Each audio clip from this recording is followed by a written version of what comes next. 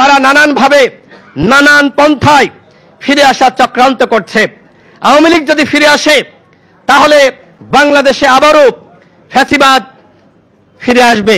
সুতরাং এখানে বাংলাদেশের বৃহৎ রাজনৈতিক দল বিএনপির শীর্ষস্থানীয় নেতৃবৃন্দ রয়েছে, জামাতের শীর্ষস্থানীয় নেতৃবৃন্দ রয়েছে, অন্যান্য দলের শীর্ষস্থানীয় নেতৃবৃন্দ রয়েছে।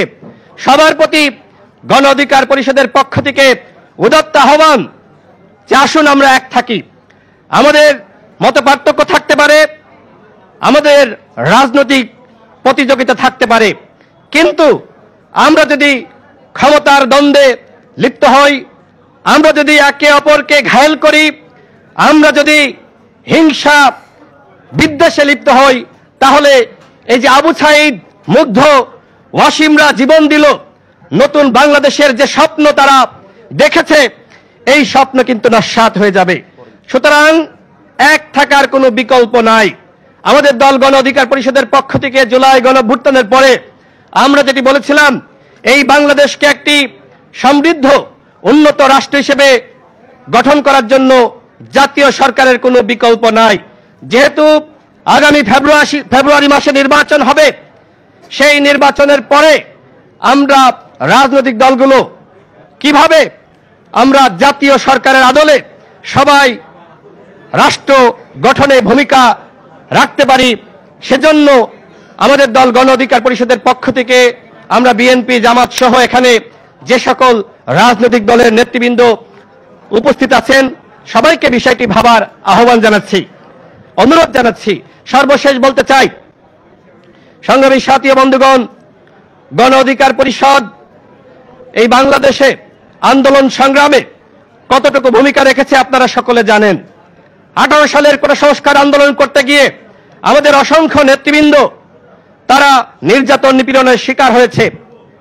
আমি নিজে সে সময় অ্যারেস্ট হয়েছিলাম, 15 দিন রিমান্ডের নির্যাতনের শিকার হয়েছি। আমাদের সভাপতি নুরুল হক নূরের উপরে ঢাকা বিশ্ববিদ্যালয় লাইব্রেরির সামনে কিভাবে আওয়ামী লীগ, ছাত্রলীগ হায়নার মতন আক্রমণ করেছে, রক্তাক্ত করেছে আপনারা সকলে দেখেছেন। এবং এই জুলাই গণঅভ্যুত্থানে গণ অধিকার পরিষদের 11 জন ভাই শহীদ হয়েছে। আমাদের অসংখ্য নেতৃবৃন্দ তারা নির্যাতন, নিপীড়ন এবং কারাবরণ করেছে। আমাদের দলের সংগ্রামী সভাপতি নুরুল হক নূর তিনি অ্যারেস্ট হয়েছিলেন।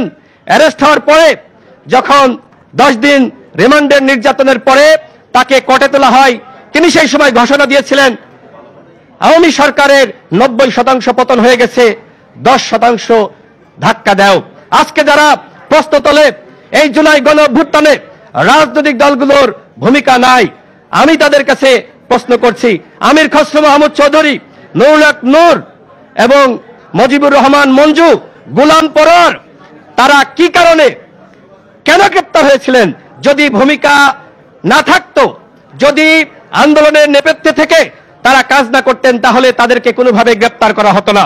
সুতরাং সাধারণ মানুষের আন্দোলনের পাশাপাশি রাজনৈতিক দলগুলোর ভূমিকা ছিল এবং সেই ভূমিকার কারণেই জুলাই গণঅভ্যুত্থান সফল হয়েছে।